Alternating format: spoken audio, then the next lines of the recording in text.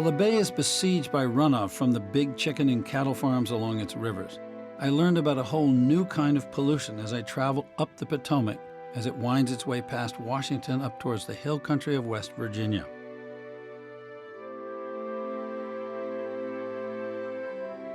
Up here near the headwaters of the Potomac, I heard about the big new pollution threat, not even known when the Clean Water Act was passed.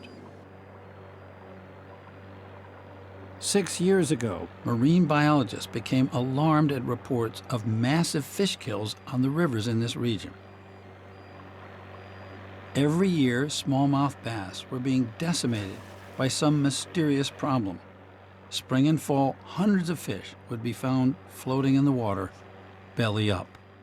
So you see this. I caught up with Vicki Blazer, a fish pathologist with the U.S. Geological Survey, who was trying to figure out why the fish were dying. What do we got here? So here we have this large discolored area in the liver. Yeah. And then you see all these little white spots. Here's another totally discolored area.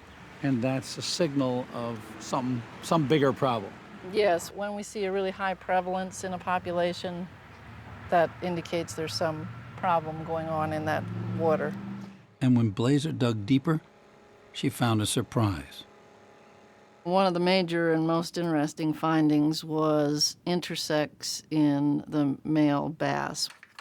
When we look at the male gonads or testes, what we find is immature eggs within the male testes. So you got sort of feminization of male fish. Is that a big alarming finding in marine biology, aquatic biology? Yes, and that has certainly attracted a lot of concern and attention. Scientific studies have linked abnormal mutations in marine creatures, like intersex, to exposure to chemical compounds that mimic or imitate natural hormones in the body. These chemicals are called endocrine disruptors. Endocrine disruptors are very, very potent chemicals at infinitesimally small quantification. I mean, you're talking about parts per million or parts per billion. They interrupt the normal way in which the body controls everything from growth and development to thyroid function to reproductive function to estrogen levels, testosterone levels. So they're very, very important, and they are a deep concern because there's so many of them now. There are thousands of these worrisome chemicals that have gotten into the environment. And one reason is that they're part of everything we do. The list of things that bring these organic pollutants into our bodies is a long list. And it ranges from home care products, soaps, toothpaste, cleaning agents in the household, to things we put on our lawns, the things that we use all the time, the plastic industry, the rubber industry, lubricants, fuels, the highways. When you see scientists like Vicki Blazer cutting open fish, finding intersex in the male fish, seeing high levels of fish kills, seeing immune systems disrupted, seeing other damage to the fish, is that a warning to you potentially about human health? Oh, absolutely. The warning not just from the smallmouth bass in the Potomac, but from amphibians all across the country. You have frogs with 6 legs, hermaphroditic frogs, male frogs with ovaries, female frogs with male genitalia. These are the canaries, the modern canary in the mine, that we haven't been paying enough attention to. So many new chemicals have emerged lately that scientists and regulators are playing catch-up to industry, trying to spot which chemicals they think pose new dangers in our water. EPA does not regulate any of these things yet, and in many cases, there isn't even the methods to measure them in the amounts that they actually have a biological effect. So science and the regulators are behind the curve dealing with what industry and society is producing or wants. Correct. And the head kidney and hind kidney were loaded with parasites. Playing catch-up in regulating these new chemicals may be a problem for more than just these fish. The endocrine system of fish is very similar to the endocrine system of humans. Fish have thyroid glands, they have the functional equivalent of adrenal glands. They pretty much have all the same hormone systems as humans, which again is why we use them as sort of indicator species. So if fish are having intersex or lesions, that's kind of spooky. It is. You know, we can't help but make that jump to ask the question, how are these things influencing people? To get a handle on that question, I headed downriver. Just above Washington, I found another USGS team sampling water from the Potomac, part of a nationwide survey checking for 300 emerging contaminants in our drinking water. They were looking for well-known pollutants like pesticides and for newly detected contaminants found in pharmaceuticals, body lotions, soaps, and deodorants. In all, they found 85 compounds on their watch list. Many of them are chemicals we're just now starting to be able to even analyze for in water. But the treatment isn't intended to remove those products. What makes this a matter of concern is that this is the intake for the Washington Aqueduct, where 1 million people in the D.C. area get their drinking water.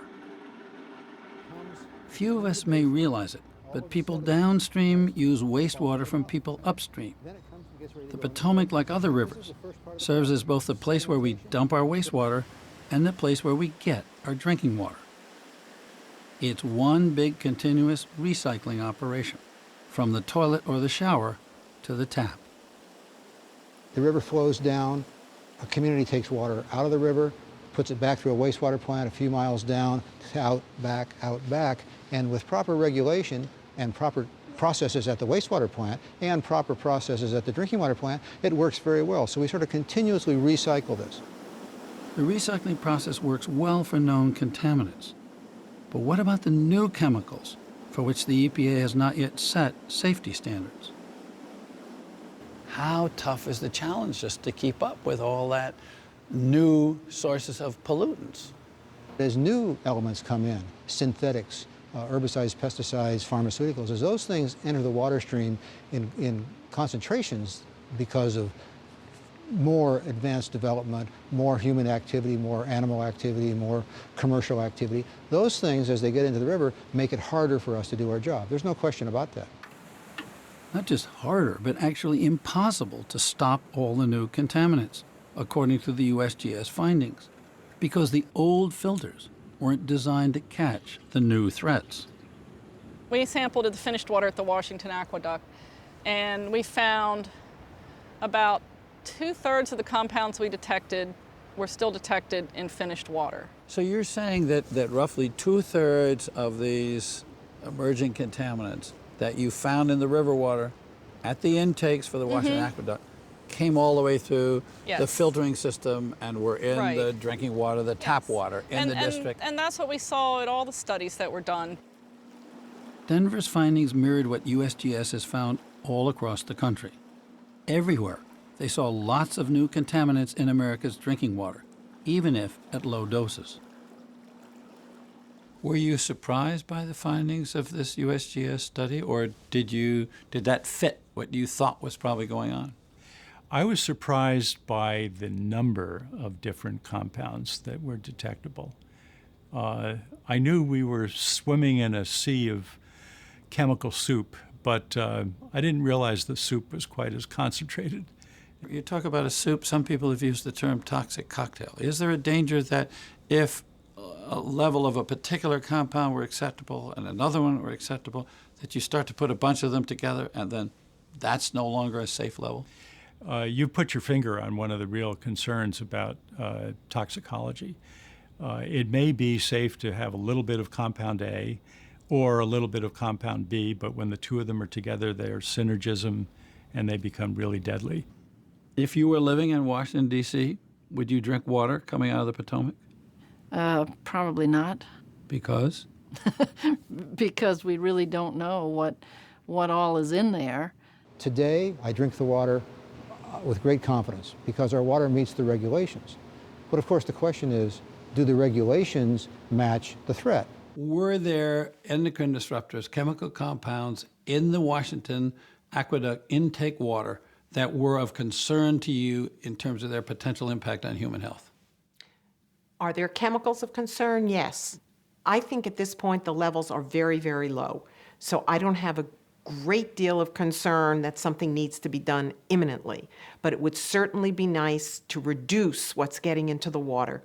We can show that people with higher levels of some of these chemicals may have a higher incidence of a certain kind of effect than people with lower levels of these chemicals. What kind of effect? There are associations with what's called male testicular dysgenesis syndrome. That's a big term, but it means Lower sperm count? lower sperm count. Are we facing a long-term slow motion risk that we don't recognize because it's not readily apparent? We are. There are 5 million people being exposed to endocrine disruptors just in the mid-Atlantic region. And yet we don't know precisely how many of them are going to develop premature breast cancer, are going to have problems with reproduction, going to have all kinds of congenital anomalies of the male genitalia, things that are happening. We know they're happening, but they're happening at a broad, low level so that they don't raise the alarm in the general public. Do you know what the safe levels are?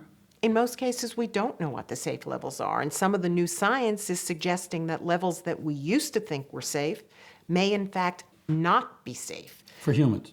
for humans. So we're finding in certain cases that much lower levels than we previously thought were a problem may in fact have the potential to harm at least some segment of the population. Do we have an adequate system of regulation, or should we be regulating on a different standard?